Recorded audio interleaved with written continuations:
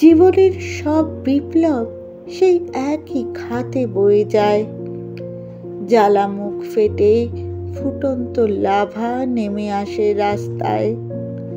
দুপাশের গাছ দাউ দাউ করে মশালের মতো জ্বলে, আর তারই শিখা যেন দ্রুত ছেয়ে যায় শহরে গ্রামাঞ্চলে।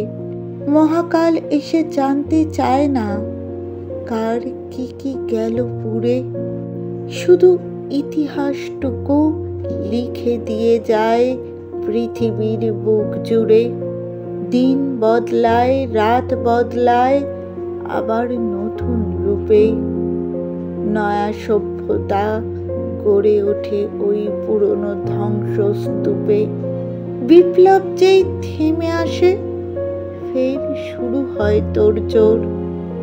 জন্মায় নর, জন্মায় নারী এবং আদমখোর।